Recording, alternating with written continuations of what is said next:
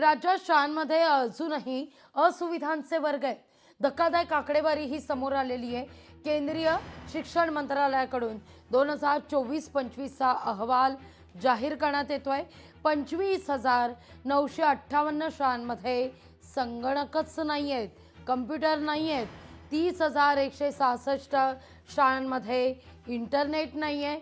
5,567 शाळांमध्ये वीजच नाही आहे. 6,964 शाळांमध्ये मुलींकरता शौचालयच नाही.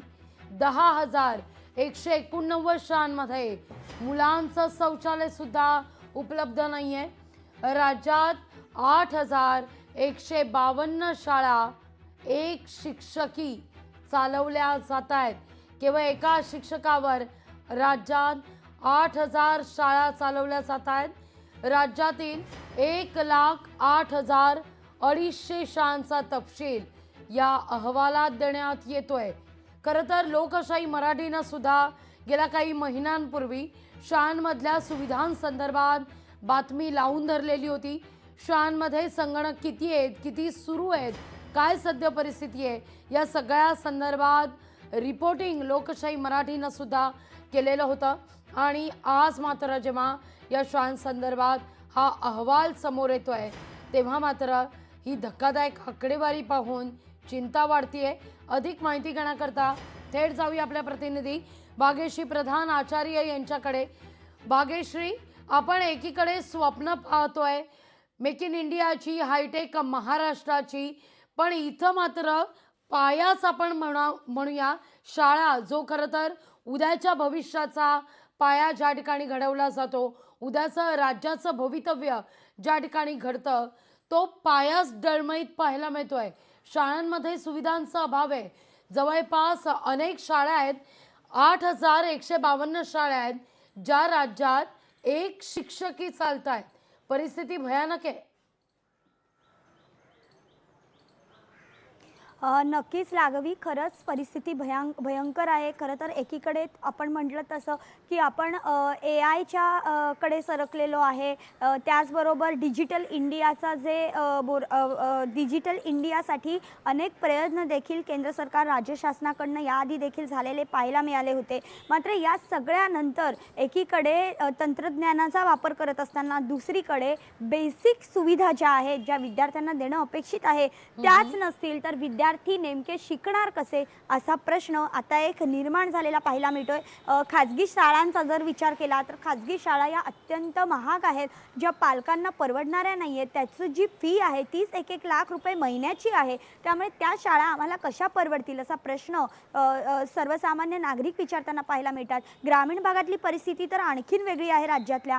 तिथे तर अशा पद्धतीच्या शाळा देखील नाही आहेत. जी शाळा असेल गावातली ती एक जिल्हा परिषदेची शाळा आहे आणि ज्या शाळा आहेत त्यामध्ये आश्रमशाळा आहेत. याआधी देखील जर आपण बघितलं तर आश्रमशाळांचे अनेक विषय जे आहेत ते समोर आलेले पाहायला मिळाले होते. तिथे विद्यार्थ्यांवर होणारे लैंगिक अत्याचाराची प्रकरणं अनेक समोर आलेली होती. या व्यतिरिक्त जेवणामध्ये आळ्या सापडणं आश्रमशाळेतल्या, त्याचबरोबर जे हेल्दी फूड म्हणून विद्यार्थ्यांना खायला देतात त्याच्यामध्ये आळ्या सापडणं, ते अत्यंत निकृष्ट दर्जाचं देणं, अशा पद्धतीच्या अनेक तक्रारी सातत्याने वारंवार समोर येताना पाहायला मिळतात. आणि आत्ता केंद्रीय शिक्षण मंत्र आयोगाने जो काही हा अहवाल काढलेला आहे, UDS+ असा या अहवालाचं नाव आहे. 2024-25चा हा अहवाल आहे. हा अहवाल खरं तर वेबसाईट्सवर देखील त्यांनी टाकलेला आहे, त्यामुळे कोणीही हा अहवाल जाऊन बघू शकतं. मात्र अशा पद्धतीचा अहवाल येणं हीच खरं तर धक्कादायक बाब आहे लाघवी. यात आणखीन एक महत्त्वाची गोष्ट म्हणजे काही शाळांमध्ये शौचालय आणि वीज या तर अत्यंत बेसिक सुविधा आहेत. म्हणजे अन्न, वस्त्र, निवारा या मूलभूत सुविधा आणि त्याच्यानंतरच्या ज्या सुविधा असतील त्या कपडे, शौचालय आणि वीज अशा पद्धतीच्या सुविधा. कारण जशा आपलं राहणीमान वाढतंय तशा या बेसिक सुविधांमध्ये देखील वाढ होते आणि या बेसिक सुविधा अजूनही गावागावामध्ये पोचल्या नाही आहेत. याचं सगळ्यात आश्चर्यजनक गोष्ट म्हणजे या शाळांचं उदाहरण आहे. खरं तर आपण याआधी देखील बघितलं आहे की एक शिक्षकी शाळा चालतात.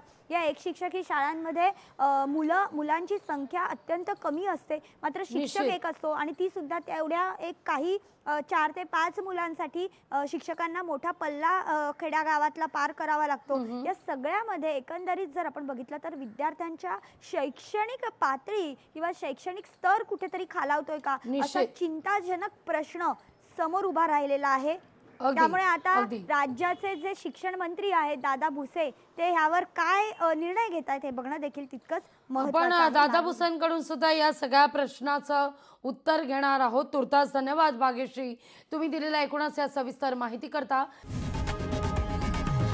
लोकशाही मराठी ऐका, पहा, जागरूक रहा.